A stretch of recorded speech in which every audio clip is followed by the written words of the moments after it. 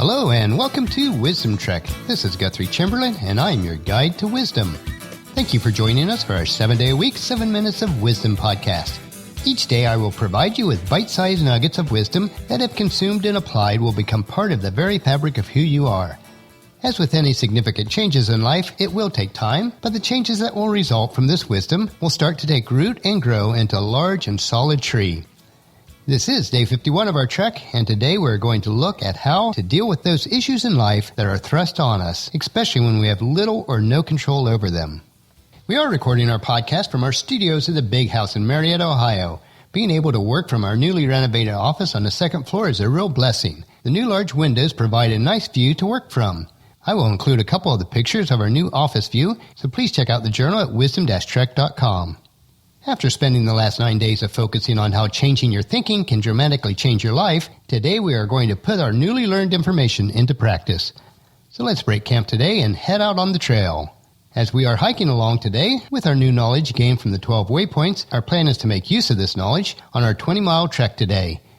The first part of the trail is going rather smooth, and we're making great progress. We find a nice clearing and break for lunch before heading out again.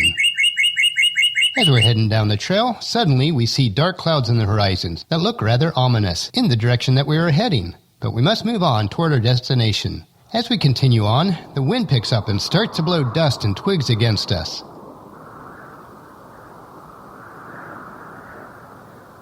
We don't like the looks of where we're heading into, but we press forward. Soon the rain starts. Small drops at first, then larger drops, and then sheets of rain plummeting us. Before long, it becomes much more difficult to keep solid footing, but we continue forward.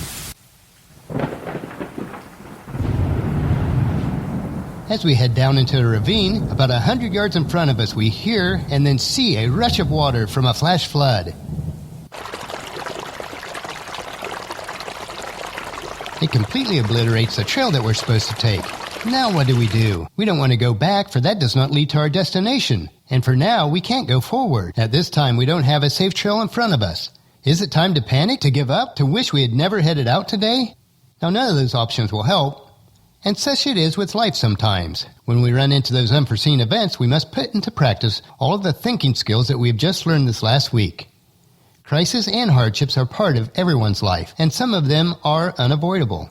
Now, I've lived enough years to realize that the crises, for many, are certainly inflated due to the unwise choices that are made. I have found that some people do like to live in a continual drama because it gives them a sense of purpose, attention, or sense of accomplishment by having something to combat.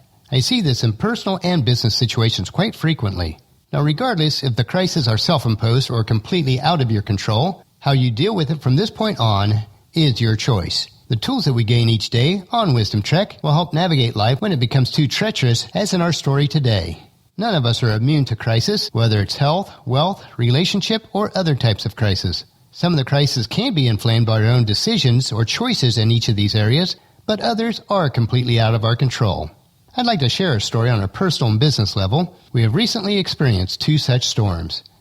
Due to the lack of sales on one client, they were not able to retain our services on a monthly basis. This was considered somewhat crucial.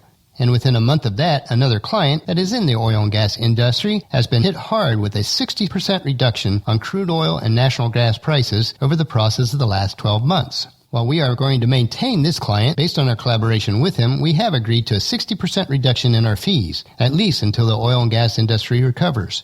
Now, these storms in our business life also affect us personally, but they were both outside our control, and they were in 2 completely unrelated market segments. No one in either of these segments really anticipated such a drop-off. We have experienced enough business cycles to prepare for and to understand that these issues will happen.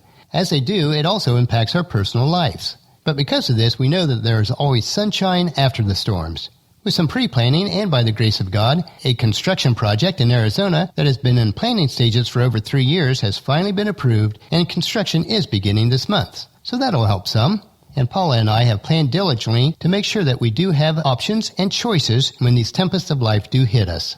So what are our options when the storms of life do strike us? Well, number 1, we could give up, throw in the towel, and grovel in the fact that life has done us wrong, while we can retreat and head back to a life that is unsatisfying and safe. Or number 2, we could become paralyzed with fear, not wanting to advance forward and too scared to go back. We could become resolute that once we're out of this storm that we'll never take a risk again. Or number 3, we could just suck it up and deal with it. If we plan, knowing that life does have its ups and downs, its sunshines and its storms, its pleasures and its pains, then we can plan during the good times so that we can weather through the bad times. Now in this third point, Paula says that suck it up and deal with it was one of my mottos when she and the kids ever ran into issues. I don't recall saying those exact words, but that is certainly an impression that was ingrained in their minds. It has become somewhat of a joke between us whenever we run into rough issues, and I do believe I'm becoming a little bit more compassionate with age and wisdom. With all joking aside, though, we do need to deal with life as it is, not as we wish it to be. If we are having difficulties in our life, here are the steps that we need in order to handle those storms. First, we must analyze our situation and see if our current problems are based on the choices that we have made. If yes, or partially so, then learn to make wiser choices in the future. This is done through gaining wisdom. Second, plan now and during the sunny times so that when the storms do come, you're better prepared and able to handle them. And third, realize that after every storm, the sun will shine again. Rejoice in the sunny times and take advantage of them. And then, based on your planning in advance, you can dance in the rain. As we plan on how we're going to get out of our predicament that we experienced at the start of today's trek, I will leave you with these encouraging words from the Apostle Paul's letter to the church at Philippi in chapter 4, verses 4 through 8. Always be full of joy in the Lord. I will say it again, rejoice. Let everyone see that you are considerate in all you do. Remember, the Lord is coming soon. Don't worry about anything. Instead, pray about everything. Tell God what you need and thank Him for all He has done. Then you will experience God's peace, which exceeds anything that we can understand. His peace will guard your hearts and minds as you live in Christ Jesus.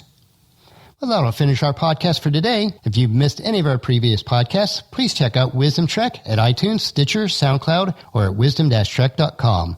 Tomorrow we'll continue our trek. We will figure out a way to move forward on our trail that's been washed out, but realizing that there are no guarantees in life. So please join us tomorrow for another day of Wisdom Trek, creating a legacy. And if you enjoy these daily doses of wisdom, these small nuggets that we consume, I encourage each of you to help us in the following 5 ways. 1. Leave your name and email address on our website at the bottom right-hand corner of any page in the sidebar. This will allow us to update you with special information about Wisdom Trek. 2. Leave us feedback about the podcast at wisdom-trek.com. 3. Please subscribe to iTunes or Stitcher so it'll be downloaded for you automatically each day. 4. If you haven't done so already, please leave us a rating so we can gain exposure to other people about Wisdom Trek. And number 5, share with your family and friends to journey with us each day on Wisdom Trek. Thank you for allowing me to serve you in this way, to come into your homes each day and share with you a little bit of the wisdom nuggets that I have gained. The journal for this podcast can be found at wisdom-trek.com, where you also have pictures, tweetable quotes, wisdom nuggets, and free resources. As we take this trek together, let us always live abundantly or fully, love unconditionally, listen intentionally, learn continuously, lend to others generously, lead with integrity, and leave a living legacy each day. This is Guthrie Chamberlain, reminding you to keep moving forward, enjoy the journey, and to create a great day every day. See you tomorrow.